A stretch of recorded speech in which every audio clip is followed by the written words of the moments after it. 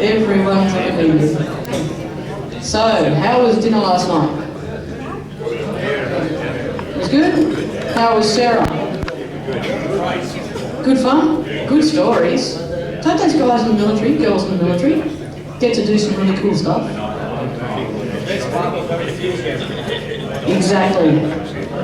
There was a comment about crusty old men, but it wasn't from Sarah. Okay, so we're going to get into day 3 of the Bundaberg National CFI Conference. We're going to call on CEO Michael Linke to share some of his amazing expertise in marketing. You might have seen a little bit of a difference in RAAus presentation, as in shirts, merchandising, brochures, safety vests. There's some marketing flair starting to come in the organisation, which is good. So I'm going to shut up and hand over to Michael.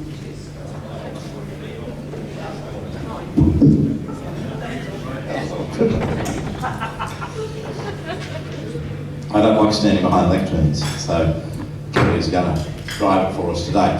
Marketing for Success, I think, is the title of our chat today. When I applied for the position at Recreational Aviation Australia, I'd never heard about the organisation, and I think a couple other people who had applied. You knew about light aircraft, you knew about ultralights, you knew about light sport aviation. I was a bit of an enthusiast as well, having grown up in Rockdale under the flight path at Mascot, and looking up many a time and watching the big jets land. But the organisation has very low profile and continues to. And we've done some research, and we're going to look at some of the results of the research today. But we need to create that competitive advantage, and I'm sure most people have heard of Jack Welch, who said if you don't have a competitive advantage, don't compete. And it's about creating that competitive advantage. So we need to understand firstly who our competitors are, what business we're in, what decision-making consumers make before they get into our sport. So we're going to run through a couple of things today. First, we're going to understand about selling the message, and you can see if you don't do anything, the percentage increase of your customers or people buying your product is going to be 0.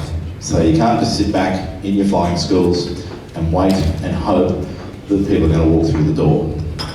It just doesn't happen like that. It might in government departments, but in private business, it won't.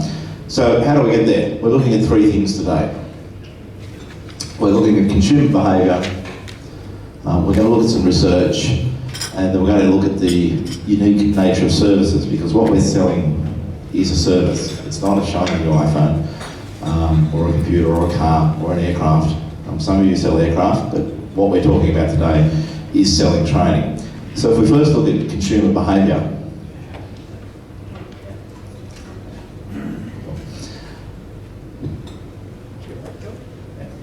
consumers go through 5 decisions, and some people think this is all a bit fluffy, I suppose. I've spent 15 years in marketing. I've got a master's degree in marketing, and time again these 5 steps are crucial. The first thing that people go through is that recognition of a need. They make a decision one day, whether it's waking up in the morning and deciding they want to go and buy a new car. My wife did that one day. The car was due for a service. We took the car in to get serviced. There was a nice new shiny model there, 8 years newer than the one we had. And she said, or perhaps I said, oh, it's a nice new car over there, let's get that. And we made a decision then and there to purchase a new car. So that need or want in that first instance. So we've got to think about what's the need or want that the student goes to. What do they see? What do they hear? What motivating factors send them to your flying school in that first instance? And we'll talk about some of the research that we later, and you'll see some of the reasons that people use, and I'm curious to get feedback from everyone here, whether that's true. The survey we did, the research we're looking at, it's 15% of our members, so it's a fairly large sample. So I think some of those results are very robust. That's the first decision that people go through. I've identified a need, I want to learn to fly. And that's the first need or the first want that people decide. Then they go into the next step, which is the information search. okay, if I want to learn to fly, how do I find? Do I Google it? Is there a magazine? Is there a website? Do I talk to friends? And I go around that, and I'm sure everyone in this room has experienced that process where you've identified a need, and some needs are quite basic: rice, egg, milk, family toiletries. Those needs are very basic. You go to the cupboard and there's no toilet paper there. You go to the shop, and generally the information search is quite easy. You buy the brand you've always bought. But when you're looking to fly to something different, you need to search. That's one of the crucial steps. And again, you'll see in the research that people aren't going on a very wide search, and we're missing out on a lot of people because we're not marketing our message, we're not talking to as many people as we could be, because it's a very confined search engine, and most people just rely on what we call in marketing an internal search. They don't go external. Once the people have done a search, they then assess the alternatives, assess the possibilities. Am I going to buy an Audi if I'm buying a car? Am I going to buy a Hyundai? What type of car am I going to buy? What type of watch am I going to buy? Will I get the cheap $30 watch? Will I go a bit more upmarket? Or do I want a designer watch, and do I want to spend thousands of dollars? So that's when you start to assess the alternatives. Similar with flying. If you're in Gympie, you've got 3 flying schools to choose from. If you're somewhere else in Cooma, maybe there's 1 flying school. If you're in Goulburn, there's a GA and an RAAus flying school. So you start to assess the alternatives and see what's out there. And then a number of things enter your mind. And then your choices about what's the value to you. What value is it? Cost? Is it the type of aircraft? Is it location based?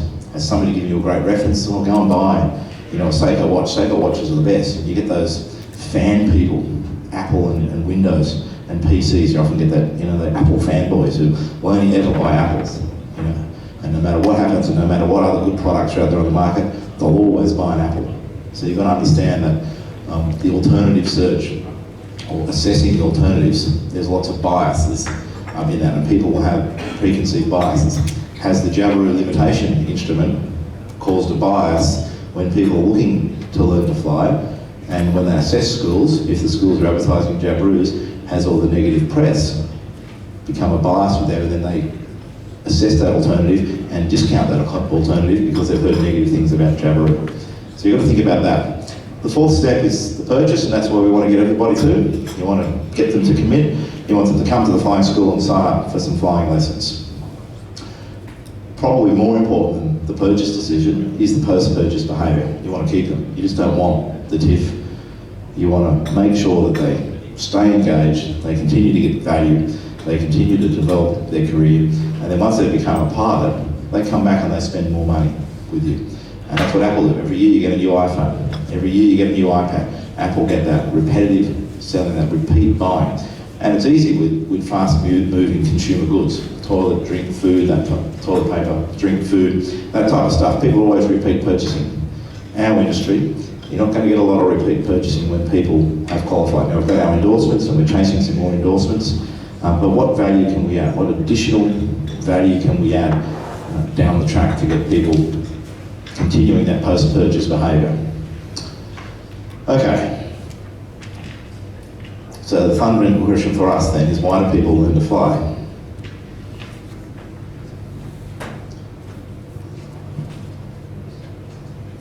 Okay, this is the research. Cool.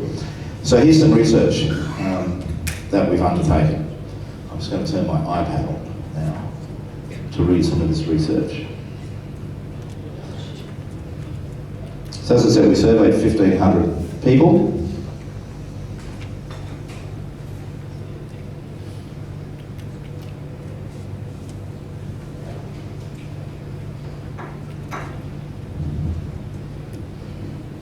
So a third of people aren't assessing alternatives. In that 3rd step, a third of people don't bother assessing alternatives. They've just come straight to RAAus. Now that's great, but 2/3 of people have assessed alternatives. 2/3 of people are thinking, what else is out there? But a third of people just come straight into it. So we've got a captive market. And we'll see in a minute why that is the case. That people just hear us, that's great, but it's fairly, we've got a whole stack of other people that we can get stuck into it. And it's not a very high number. And the second point there is the reason for that. 8 out of 10 of our members live near an airport. We're not tapping into people outside an airport area. Why is that? Why don't people, is it purely the way that we're marketing and people are aware of that? Again, that bias and that awareness, as people are growing up, their family, their friends, they're around the airport environment, that's convenient, so that's part of their life. It's like if you grow up near a cricket field, you play cricket. If you grow up near a football field, you play football. Probably not. So there's an anomaly there that we need to spread our wings a little bit wider. How far from your schools do you advertise? Are you only advertising locally to your schools? Are you going to the towns, a couple of towns over, to get and attract people? Are you offering incentives to get people rather than tips? Is it a tank of petrol to get you to school? Are people more interested in, is the decision to get to the school the thing that stops them from learning to fly? Not the cost of the TIF, but the tank of juice to get to the airfield. Is it the time that it takes to get to the airfield? What can you do to get more people in a broader geographic spectrum to get to your school? And 6 out of 10 members engage in other adventure sports.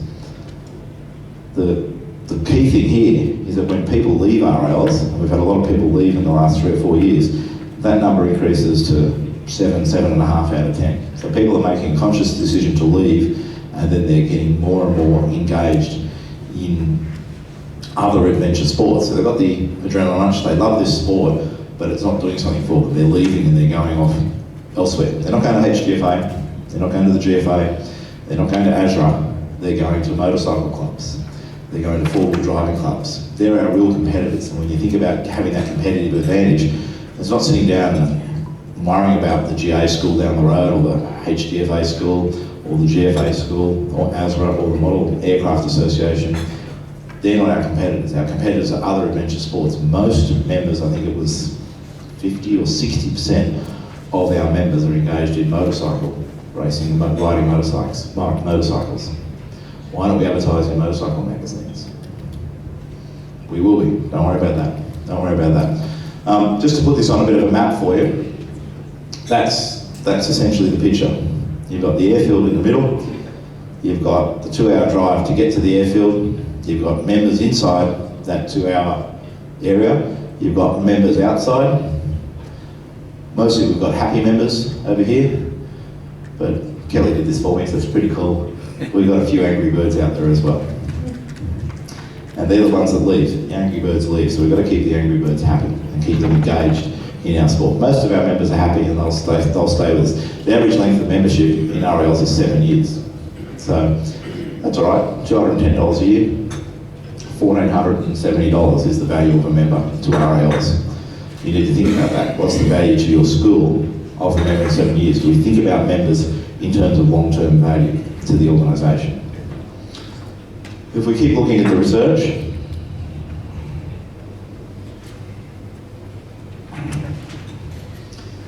price and cost were critical factors. A lot of people were very conscious about price and about cost, despite the fact that we're cheaper than other organisations. Our magazine is cheaper than a couple of other magazines out there. Our membership is cheaper than HGFA. I think we're $100 cheaper. We heard about insurance. The HGFA used to have the CFI, it's $1,100 a year. But our members are price conscious.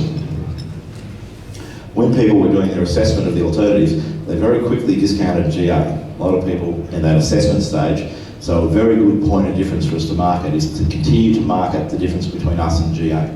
And I think we really need to push that home because our members, when they assess flying schools, that's the competition. General aviation, and there's a quick decision made by our members to discount that. So as in your schools, if you want to create points of difference, it's creating a point of difference in terms of the cost between us and GA.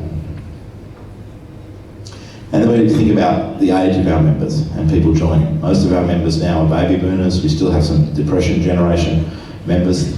They're very price savvy, they're very price aware, they're very price sensitive.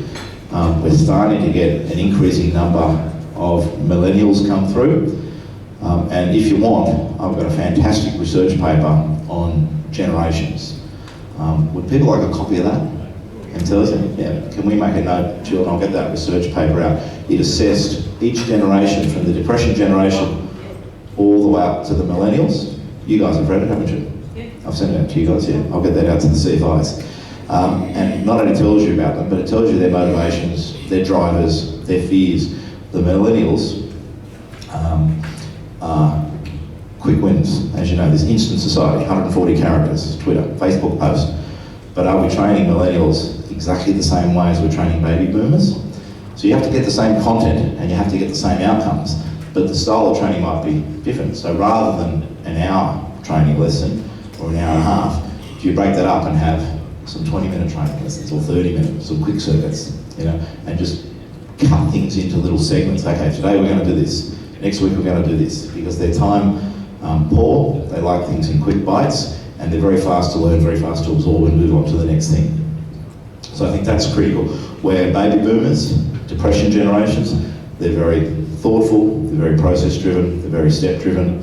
Some of them are anti-authoritarian, so they don't like bureaucracy, they don't like all the paperwork.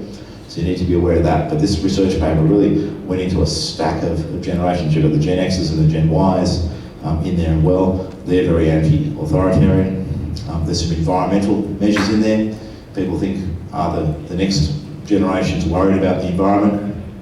The millennials are less worried about the environment than the baby boomers. And we thought as a society we're progressing and we're more environmentally conscious. That's not the case. They're consumers, they just consume. So we need to consider that. If we move on.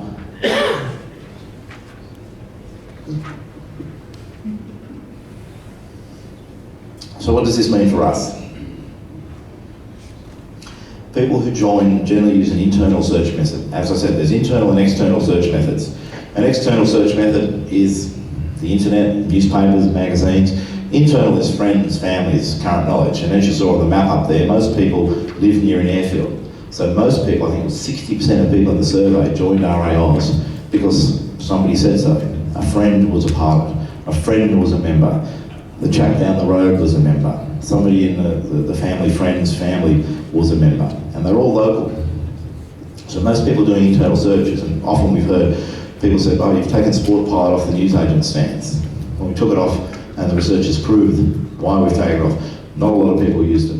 We were sending 3,500, 4,000 magazines out a month. We were losing $3,000 a month, $36,000 a year, and nobody was reading Sport Pilot, and nobody was using it to join and get involved in RAAus. So you need to think about expanding that and using members as ambassadors. If most of our work is coming from existing members, do we market to existing members? Do you as a school market to existing members? Do you have e-news lists set up? Do you contact members? You're sending them emails and communicating with your existing members. Are you having a member get member program? So if Kelly joins up and she's a member, when she's about to graduate, do you give Kelly a voucher and say, here Kelly, here's 50% off your last flight if somebody else that you know signs up for a training, a TIF, a trial introductory flight? Are we using those linkages? If they're our referral points, why aren't we tapping into your existing school and your existing students? And that's what we should be doing.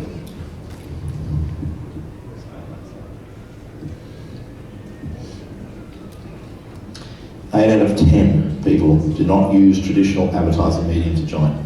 So they're not looking at TV, they're not looking at magazines, they're not looking at posters, they're not looking at brochures, at traditional media. They're talking to people. It's a very personal thing, learning to fly, and we need to understand it's that connection. So you need to talk about the passion and talk about the aspirational outcomes and the aspirational opportunity to learn to fly. So we've got to get more personal advertising, and when we show you our new website, you'll see it's very aspirational, and that's what we're trying to create, this aspiring to achieve something, and using personal commendations and personal recommendations. Why have we tapped into Matt Hall? Because it's creating interest and creating excitement around it, rather than just a bland brochure. We need to change it.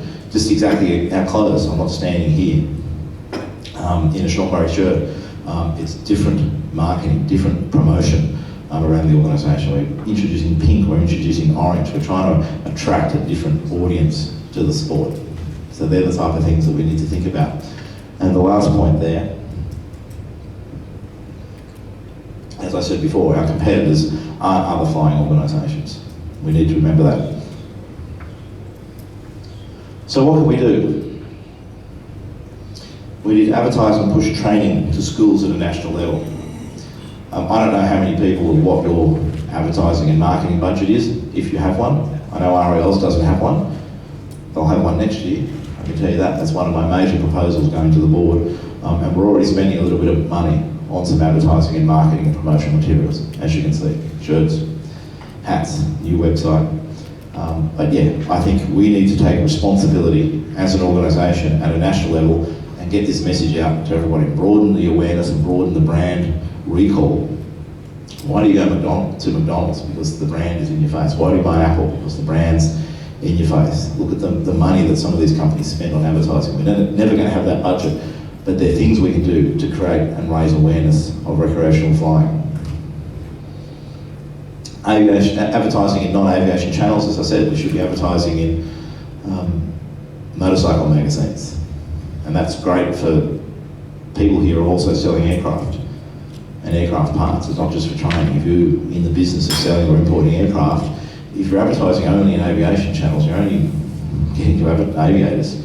You want to introduce more people into our sport. Social media, as we said, we're tapping into social media. When I started, we had 28 followers on Facebook, and we used to advertise fatalities on Facebook. Hey everybody, we're sorry to say that Bill has passed away in an aircraft accident. Great message on Facebook, great message. So we shifted that, and we only put positive, happy things on it. If you put a derogatory or negative comment on Facebook, we'll delete it, because that's not what we want, that's not the image that we want. And now we've got 7,800? Yeah, 7,800 followers on Facebook. Massive audience, massive following, massive interest, and we're growing. We've got a target of 10,000, I think we can get to 25,000. Don't underestimate the power of social media. Every flying school should have a social media page. You should all share and link your social media pages. You should all like RAAus. You should all use the hashtag RAAus. The more consistency, if you know how Google works and how search engines work, the more links and cross-links, the more credibility that you get. And our society is starting to come and dismiss the advertising. There was research done of comments made by CEOs in annual reports and formal news media articles and organic information compared to paid advertising. And I think it's about 86% of people believe the organic and the news feed rather than the paid advertising. So we can pay and say RAAus is great, but if 170 schools use the hashtag and are linking to RAAus, that starts to create a bit of a wave in cyberspace, and you start to get that organic reach. And people have much more credibility. There's much more credibility in organic reach than there is in paid reach. So you need to think about how do we increase and improve that organic reach. So first thing I would do is create a Facebook page, find the other 170 schools, like that Facebook page, and start to post and share and engage with each other. You're not competing with each other. People move around. So if somebody starts their flying experience in Gympie and moves to New South Wales, you don't want to lose them. You want to refer them, transfer the records, be open and honest. Get the records down. Yep, here's the school, here's the CFI down there. Continue your flying experience. Continue with RAAus, and keep them in the family. Don't criticise each other. Don't comment that one school's better than the other. We're all the same. We're all in this together. Develop innovative booking technology. Something we want to do over the next couple of years, and hopefully sooner than that, is introduce a central booking system. And I want to sit down and start to consult with you guys and talk to you guys. What does that look like? What does it mean? How do you manage bookings? And how can we manage bookings moving forward? Is it technically possible to manage a central booking system for 170 schools across the country? Other places are starting to manage it. Yes, it's going to take a bit of investment, and RAAus will make that investment. I don't think it should be a cost for schools to incur, but we might charge you an admin fee, 50 cents or $1 per booking or something like that, just to recover the costs and generate that. But that would be so much easier than you guys are managing, and gives us a massive presence on the internet, and makes it much easier to get students in and manage their records. And the last one is managing costs. Every business has to manage its costs. Have you been through a process of how you run your business and looked at all your costs in each step of the process? We've done it internally. We do process mapping and we look at this process. Can we take that step out? We just introduced a new fax service in the office. Faxes Faxes are a thing of the past. We're not even advertising our fax number on our new website. Faxes are dead as far as I'm concerned. But we still need to run a service because some people use faxes. And we've gone away from a paper-based fax to a digital fax service. We used to keep a fax log.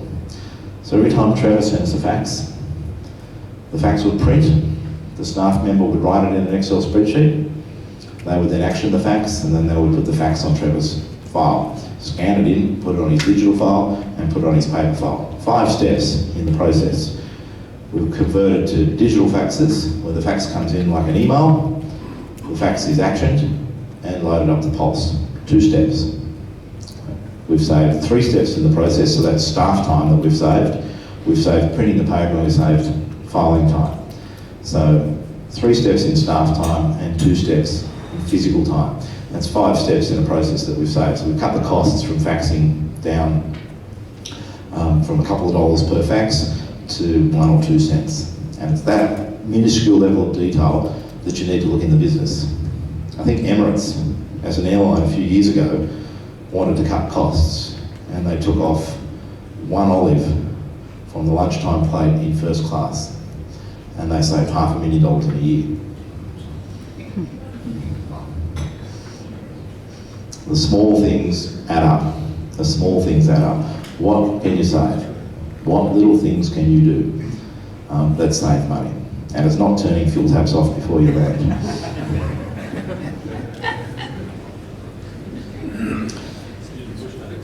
Okay, let's just, we've looked at why people join and some of the motivations.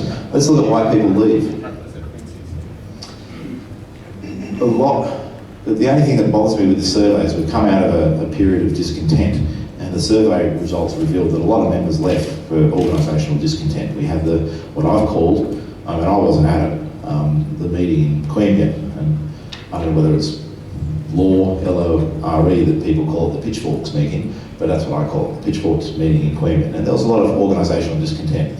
So we've got to wash that with the survey results and the research and say, well, the organisation was through a difficult time, so it's probably not the real reason people leave. The second and third reasons that people leave are family commitments and time and cost. And again, we've covered off both those. How do you give people time?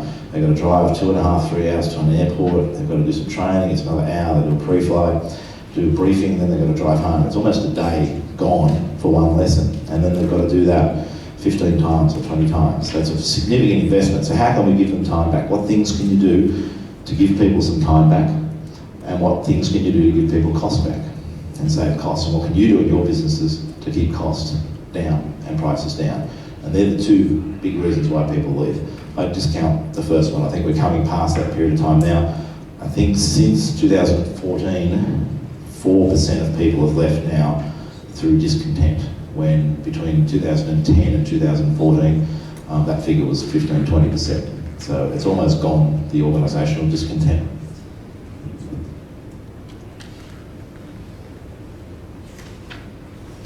What can you do? Do you survey students when they finish? Do you ask them about the experience? Do you talk about the experience? Do you know why people don't continue? If somebody comes and does 4 or 5 hours lessons, you're doing exit surveys. If a staff member leaves, first thing I do is sit down with them and say, why are you leaving? What are the reasons? And then you give them a survey that they fill in their own time, that they don't have to put their name on, and you might get some different reasons, you might get some real reasons. So when a student doesn't turn up, do you create a free SurveyMonkey tool? Do you want to tap into our SurveyMonkey tool and create a survey? We give you the login and you create surveys, saves you money. We've got a great SurveyMonkey tool that we're using in the office, and we can create accounts in that for people.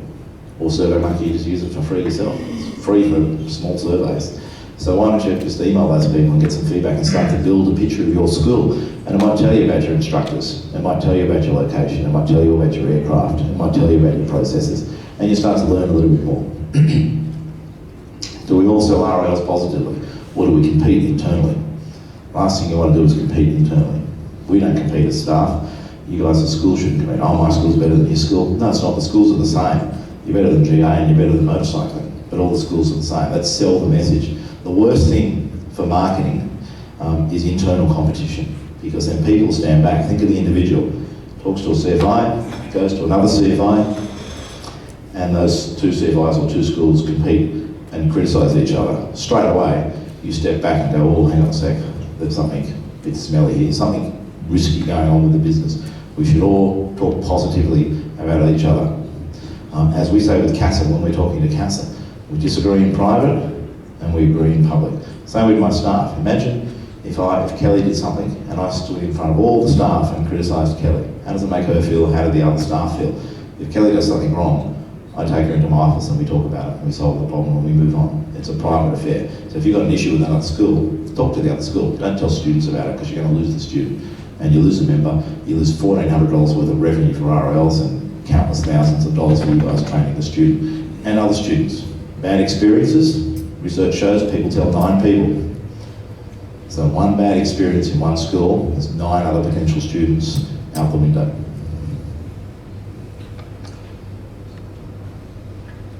And think about the benefits that we offer. A lot of it's aspirational, but what real benefits do you offer? Is it career advancement? You talk to Holly Adams at Narromine, her career focus is an ATPL pilot, and she's chosen a pathway to get there. RAAus knows we've only got her for 6 or 7 years. She's going to move on. That's not a problem.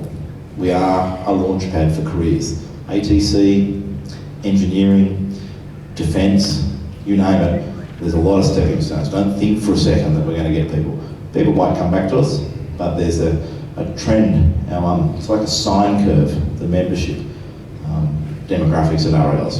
A lot of people in the 18 to 25 bracket, 25 to 45, nothing. People are paying off mortgages, having kids, raising kids, high costs, kids, they become empty nesters, they pay off the mortgage, 45, they get back into flying. And that's what we need to target. I'm just thinking whether we need to target the 25 to 45 or whether that's a lost market. That's a conversation we need to have.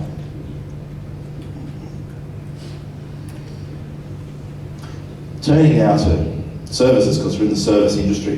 Very different to selling services as to selling products, okay? Services aren't shiny and new. You get a nice new iPad, a new car, new aircraft, it's nice and shiny, you can touch it, you can smell it. If you're me, you can lick it, you can do a whole range of things with your nice new products. But services are different, they're intangible. You can't smell, touch, feel, see a service. They're produced and consumed at the same time. So when you're sitting in the aircraft with the student in the lesson, you're both producing the service and the student is consuming that service at the end of at the same time. The minute you land, the service is over, it's gone. Which means it's perishable, the last point there. It's perishable. And once, if it rains or if the student doesn't turn up that hour of time that you allocated for the school, you can't get back. If you get a piece of chocolate out of the fridge, sit it next to you while you're watching the footy, and the Rabbitohs get beat by the Cowboys and you don't feel like the chocolate, you put the chocolate back in the fridge so you can consume it another day. Okay, it's not perished, it hasn't gone. And the third one there, the important one, is variability. It's different. Every service is different, and you experience this yourselves. You go to shops, you go to clubs, and you get different levels of service depending who's on.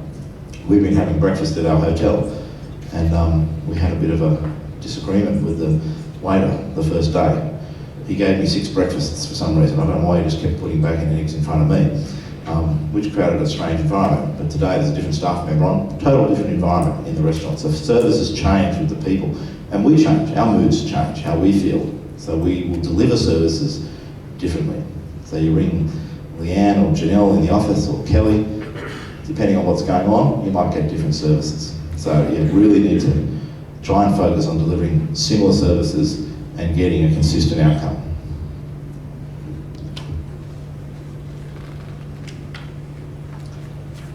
And these are 5 of the reasons why we get those service gaps, as we just talked about. Offered and received. You see this fantastic picture, or you offer a great service, think of McDonald's. You know, beautiful picture of a Big Mac, and then when you get to the restaurant, it's just a few bits of bread and bits of meat stuck together and wrapped in a bit of foil, or plastic, or whatever it's wrapped in. And it's different to the service, but people come to accept that. You know, we're starting to accept that what we see on the TV and what we get is different, and people are tolerant, and we probably shouldn't be tolerant about those things. The service quality specifications and the actual delivery. So you say to your student, we're going to do this, this, this, this, and this. And then you get back and you've only done the first 3 thises. I did a cycle tour through Central Park in New York a few years ago. And we negotiated with the cycle man there and said, I'm going to do here, and you're going to see this, and you're going to see that, this. And my wife and I thought, fantastic, it's great, I'm going to see everything in Central Park in one day. And if you don't have a big Central Park, it's impossible. But we were naive. First time in New York, we didn't know. He drove us around for half an hour, got off, and he said, well, it's $300. And we've gone, hang on a sec. The quality of what you described to us that we were going to get, we haven't experienced and we haven't got that. You know, oh, it's busy, it's getting late in the day, I've got other customers. And he started making excuses at the end of the process, all things he probably should have told us up front. You know, rides are limited to half an hour, you're only going to see 4 sites, but they don't do that because they're about money. I didn't pay him, he didn't get my $300. He wasn't very happy. You can refuse. You see, go to a restaurant, if you're not happy with the meal, you can refuse to pay. So it's about the quality expectations. There's going to be fights in restaurants in Bundaberg tonight.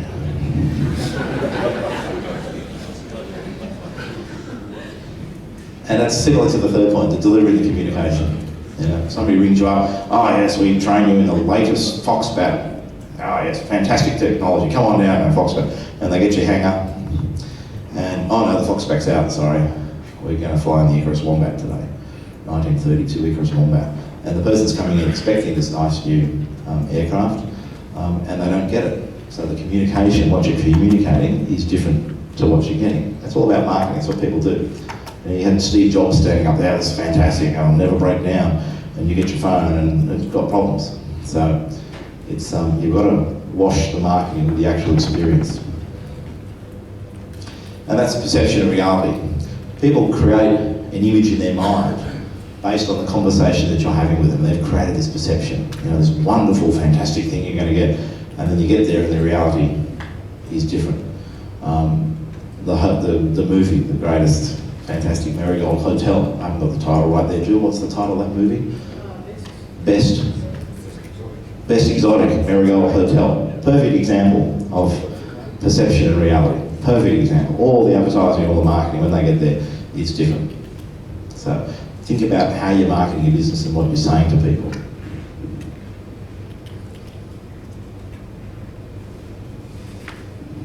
Why do we have these service gaps? Not knowing what customers want. Seth Roden said, don't find products for your customers, find customers for your products. If you've got a product, you have to go and find the customers for your product. So very important that we manage and we market in that way. You need to know what your customers want and expect. Not selecting the right service standards and designs. So picking something that's unachievable. Well, we're going to go for a 3-hour flight today, knowing that it's 4 o'clock in the afternoon and you're in Queensland, there's no daylight saving. You know, so you can't deliver that. You can't deliver that.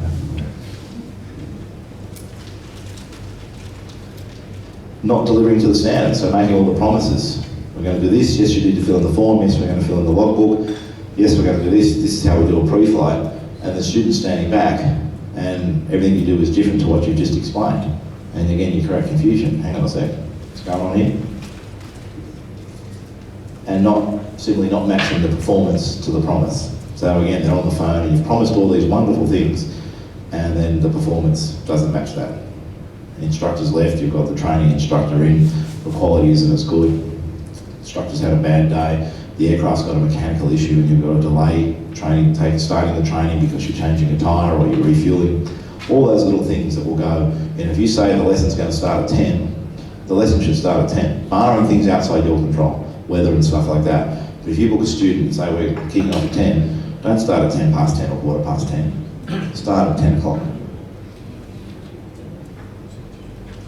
How can we improve services? Market at all levels. So organisational down. RAAus markets, schools market, and we market at all levels across the organisation. We all talk positively about the organisation and people become aware of what we're offering. Flexible in providing services. One size doesn't fit all. As we talked about, different generations, different expectations. So one size doesn't fit all. So have some variety in your tips, have some variety in your training program, have some flexibility around the days when you offer it. So think about being flexible in how you deliver services. I do it with staff all the time. People ring up and go, well, they don't want this, Michael, can they do it this way? Can they pay off their membership over a couple of weeks? Yeah, we'll never say no. You know, when you say no to people, the expectation and the delivery changes straight away. They're expecting people to be responsive, especially in this day and age. You want people to be responsive.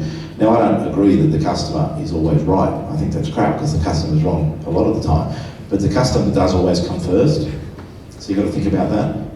And so if they want to change something or tweak something, and can't do 6 weeks in a row of this training, can I do 4 weeks and then have a week off? I've just enrolled in a gym in Canberra, and I'm going to New York in a few weeks' time, and had to do this in the first 4 months, and I said I can't, you know. And straight away they accommodating. Oh, we can put you on hold. Normally we don't put you on hold in your first 3 months, but yep, you've got a pre-booked holiday. We'll shift this and we'll shift that around for you, and we'll accommodate you. And straight away my expectations were exceeded, and I'm happy with that gym, and I'm happy with the investment I've made because they've met my expectations. Marketing to existing customers, as I said before, untapped base of 10,000 members, and we need to market to these guys, these people, and continue to tap into them, create ambassadors, find people to sell our products for us. We've got 10,000 people out there who are happy with what we've done, or maybe 9,000, you know, so they're not all happy. But there's a lot of people out there who are happy with what we've done. Why aren't we asking them to market for us? Free marketing resource across the country, fantastic resource, and we're not tapping into it.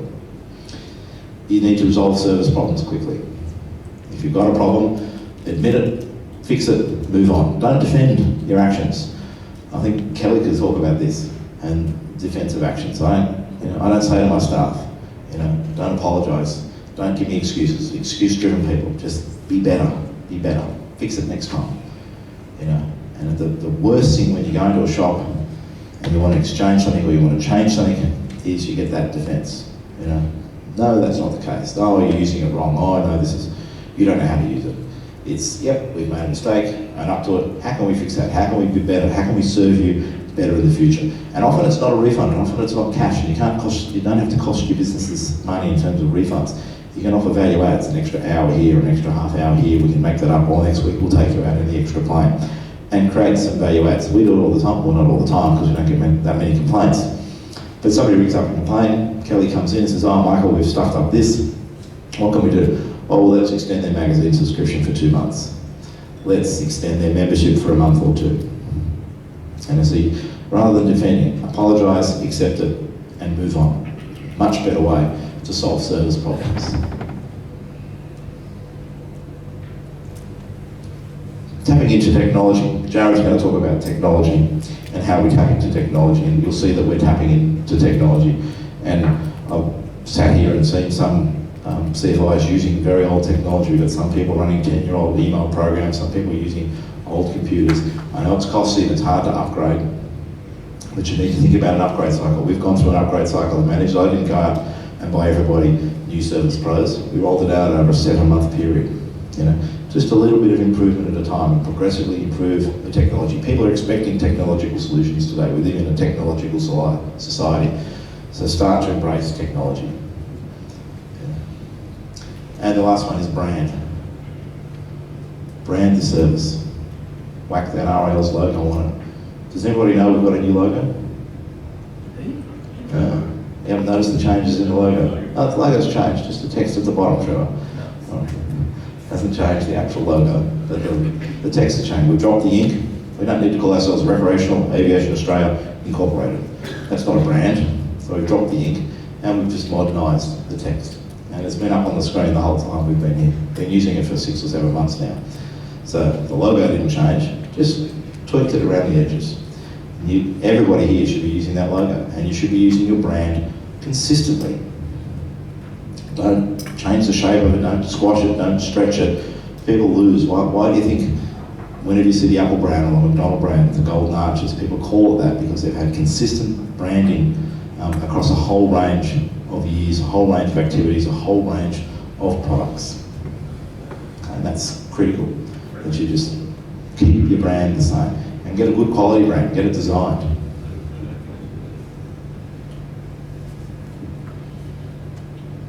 TIFs, let's talk about TIFs.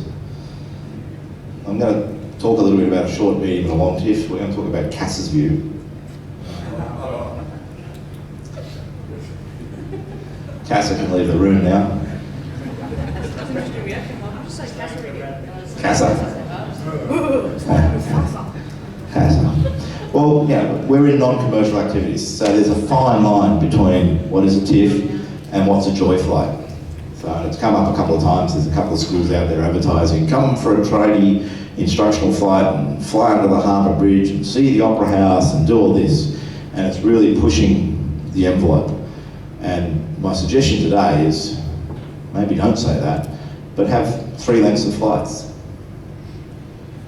So on the next slide, you've got 3 different flights. People don't know whether they're going to get into flying. So rather than saying, see the beautiful Caboolture area, it's to assess somebody's taste for flight. Have they got the skills? Have they got the aptitude? Are they going to be sick when they get in the cockpit? You know, are they going to have a panic attack? So your first short flight is to assess people's ability to actually fly.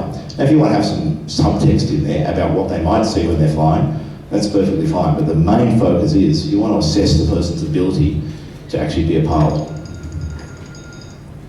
The second one is understanding effects of the controls in the aircraft. So they'll take control of the aircraft and they'll understand left and right, forward and back, and that type of stuff. And you'll give them a little bit more experience, and they might see the Glasshouse Mountains while they're doing that, because you're turning left, and you're going to see the Glasshouse Mountains. And as you turn right, you see the Glasshouse, you'll see Moreton Bay, and stuff like that. So you talk about what they might see when they're flying, but you don't use that as the main thing. And then the long flight, they take full control. So you'll do a full circuit, you'll do a full lap of the Glasshouse Mountains, or you'll go down the Latrobe Valley or whatever, and you'll see a whole range of things. But base it around the experience in the flight and the skills that they might learn, and you will avoid the rough of CASA, and it will be a genuine training instructional flight. What time do you talk about? Well, it's up to you guys. I don't know the timing. You guys. What's a good timing, Jill? An hour max. Hour max? 20 minutes, 40 minutes, and an hour. I think an hour is long. 20, 30, 40 minutes, maybe, for each of those. So check. It's about the flight. It's not about joy flights. And we just need to be careful, because if we do it too much and CASA then start considering joy flights, they then put a closer watch on us. They just use that consistent language. And we can come up with some language and send it out so everybody's using the same language. I think we're quite happy to do that.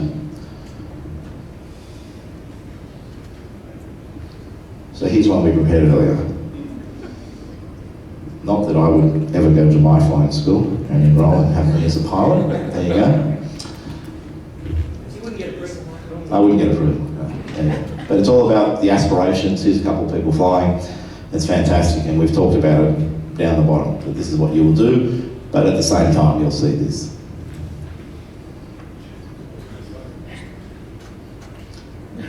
Here's another ad that we're looking at running.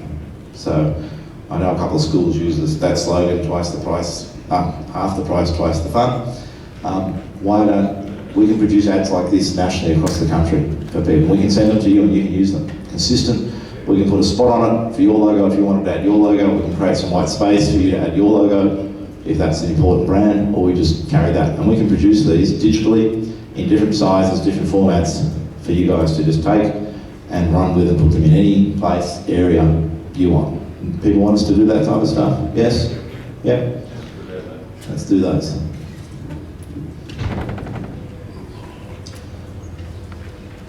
Okay, wrapping up, some ideas that we've had. Regular marketing information to CFI. Soon you'll get a CFI portal. Jared's going to talk about that. I don't want to steal his thunder, so I won't tell you too much about the CFI portal. It's not too far away. But in there we can have a repository of marketing materials for people. Articles, stories, just as I said earlier, that research study on generations. We can put stuff like that in there. Access to, if you want to talk marketing, give me a call. Just ring me up. Don't talk to me about flying and stuff. That's why we've got Jill and Darren. I'm happy to talk about flying if you want, but you'll get more info out of me if you talk to me about marketing. But I'm happy to engage and talk to any person in your business, whether it's you, if you've got a marketing person, anybody about marketing. As I said, I've got 15, 16 years experience in marketing. I've got a master's degree. I've got a lot of research at my fingertips. I've got thousands of articles, hundreds of papers I've written. I think I've written a couple 100,000 words on marketing in assignments and research papers and work that I've done. So give me a call and I can give you a hand. as we just agreed, nationally unified posters and brochures and stuff, we can produce those and other digital images. Happy to produce those and make those available and send those out to people. We talked about the central booking system. It's not tomorrow, it's not next week, but that's something I'd like to sit down with a core group of CFIs and chat about what that would look like.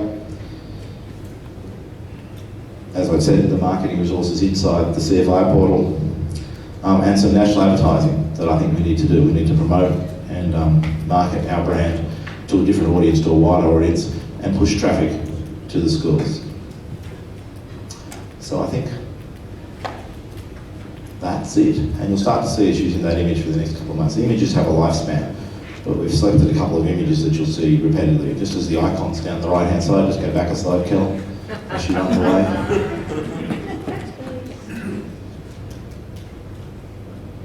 So the images down there, we're starting to use these silhouettes fairly heavily as well.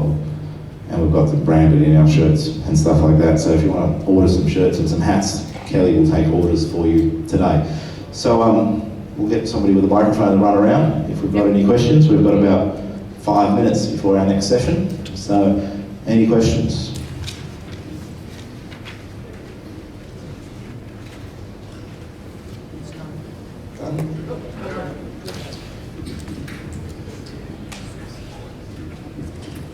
Michael, that was great, thank you. A couple of days ago when we were having our little think tank here together with you guys out of the room, one of the things that you've undertaken to do, but we were sort of talking in a little bit more detail about it, was the insurance for CFIs and L2s. Is there any, last year when we were talking about it, everybody was going away to come back, and I mean, we deem that, or I deem that, pretty important, and it's sort of been going on for years, we've heard it for years. Is there any way that we can sort of try and put a bit of a time frame on it? Or what are the issues? What are the issues that you're encountering, I suppose, is more the... If it's taken so long. Workload is the issue. As I said, we're operating at V&E, so we've got to chunk these things out. The current conversation I'm having with the insurance company is exactly that topic. So the insurance company needs to go away, they need to assess it, they need to build a model for it. I need to consult with you guys, what are the things you want included, what are the levels of cover. So I suspect early, what are we now, October, in the next 3 months we'll start consultation with you guys about what the products look like, and we'll look at rolling something out in the first half of next year. And that's the plan, that's in accordance with our strategic plan with getting some insurance products out. We've rolled out the hull insurance, we're currently talking about pilot insurance for pilots, and the L2 and the school insurance are the third and fourth in that that quadrant of 4 key insurance products. So they're a high priority, but it's not years off, it's next year. Mark, just a question. It's probably out there somewhere, but numbers of junior members? In the hundreds? Hundreds. Not a lot. I can get some data on that for you and break it down. And once the research study is currently with the Institute of Business that we've written. Once it's released from the Australian Institute of Business, we're going to get that out far and wide. And there's a massive amount of data and statistics in there, which not only gives you junior members, gives you a number of members across every age group from 15 to 94 is our oldest member, I think. So we can get all that data for you. We can get you the length of membership, how long people are members, what age they join, what age they leave, why they leave. 141. 141. It's in the annual report. There you go. Yeah. So yeah, not nearly enough. And we talked about dropping the junior over the age recently. The board was happy with that. Why do we have an arbitrary age limit? I don't know, it's ridiculous. Why do we have arbitrary limits on anything? Any other questions? Just one more. On the marketing level, why the choice of orange? Not as a fashion statement, but as a marketing level. What's the link in marketing and the colour? The link is, we went away from blue is universally an aviation colour. So we wanted something at least 50% away from blue. So on the dial of your colours, we first went to the 50% away from blue, and we assessed all the colours in there.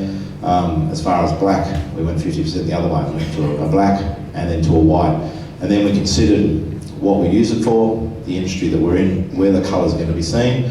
We thought about white, we thought about airfields, white, dirty, greasy, dusty. So we started to add colour, and we did the same with black. We thought about black, airfields, out in the heat, out in the sun, and we started to wind back from black. So that got us into the yellow and orange spectrum. We discounted green, we discounted red because it was an emergency and safety colour.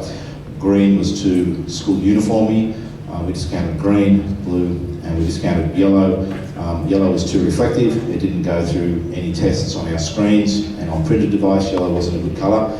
So again, that pointed us into taking some colour off red into the orange band. And then we tried 4 or 5 or 6 different oranges. We moved away from the safety orange, which is that real fluorescent safety orange, and we went to a burnt orange. And we did some screen tests and some print tests, and the orange that we're using in a lot of things meets that.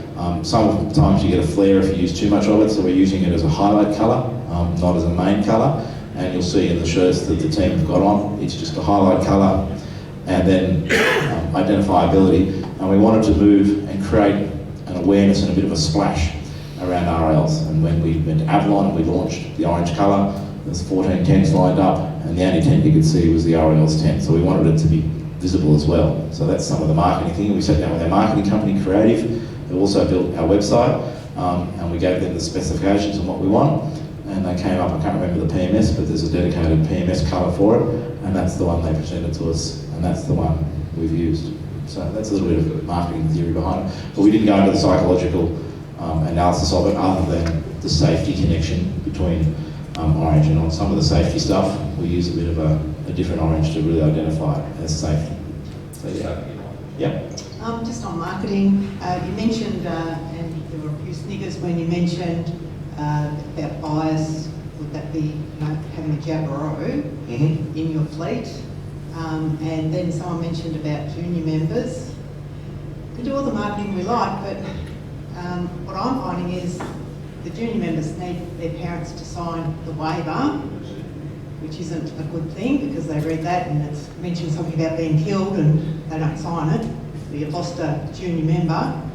And my question is RAAus going to support us poor people who have invested a lot of money buying Jabaroos so that we've got a brand new plane in our fleet? Are you going to give us some support so that our marketing is fruitful? Well, we can't invest in you for your investment decision if you bought Jabaroos. We weren't the architect of that instrument, so I can't say yes because of lost revenue we're going to give you money. We don't have money to give. I'm not asking for money, just asking for some support. Well, I think everything I've spoken about is that level of support. And I think we need to look at our wording. We've got to be careful with the wording. We have to be honest. You can get killed. But are we creating alarm in parents, and how do you sit down and explain it to parents? I've signed waivers when I've been, in Florida on a hovercraft. You sign a waiver before that because the hovercraft might turn over and you'll get eaten by alligators. I've signed waivers when I've gone caving in New Zealand. So you sign waivers for a whole range of things in life, and it's how you have that conversation with the parents. And do we need to, do you talk about stats and say how safe it is? And that's what we talk about. 350,000 landings, safe landings a year, 190,000 hours in the air. Do we talk about the positive side of it?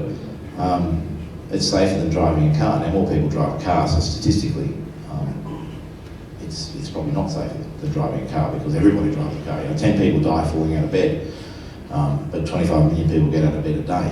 So is flying safer than getting out of bed? Probably not, because the same number of people die flying a year. So it's difficult, but to answer your question directly, yes, we're going to support you with marketing and promotion, and as you can see, we're trying to put a much more positive, upbeat message out there to talk about how much fun it is, how aspirational it is, and how enjoyable the sport is. But in society, we still consider people under the age of 18 as a minor. We still need guardian and parent support for those things, especially if they're taking part in something that is perceived dangerous. So I don't see the waivers going anywhere just yet. Do we need to look at the language and the wording of that? We probably do, but again, we need to talk to council, we need to talk to our lawyers about that because we don't want to expose you.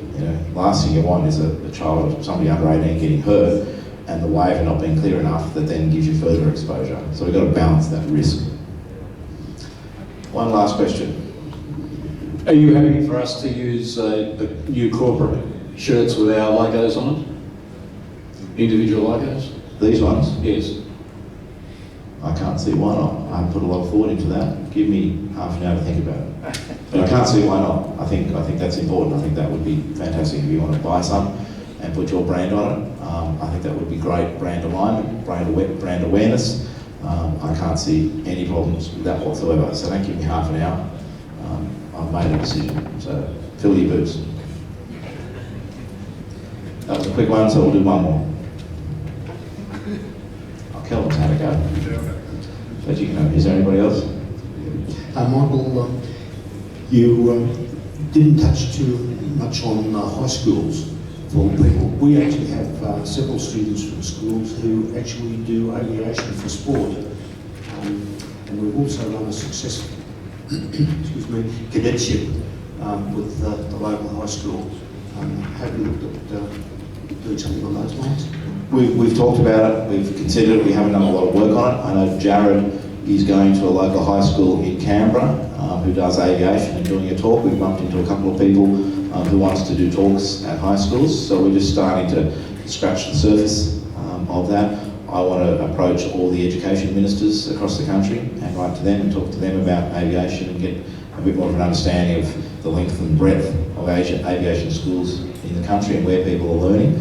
And when we understand the geographic map of where people are doing aviation, how we can then get resources into that. And I think it's an area that we can really develop and tap into that interest, because the kids are already showing a propensity to get into aviation and an interest there. So they're natural converters into our business, into our industry, into our sport. So yeah, but I think we've got a lot more work that we can do in promoting that and starting to get into schools. But I want to start at a strategic level, something you'll start to learn as you get to know me more. We're not going to scattergun, we just don't go out and do things anymore. We sit back and we think about it. So sometimes it takes a little bit of time, frustrates the hell out of Jill and Darren because they're outcome focused. I'm outcome focused, but I'm outcome and let's get it right. But definitely an area of examination for us over the next few years. Okay, thanks everyone. I think we move straight into our second presentation. We'll have a 2-minute stand up and stretch as we get the technology sorted down the front. I'm available all day today and at the end of the session. If you want to grab me, talk to me, you've all got my contact details, give me a yell. Thank you.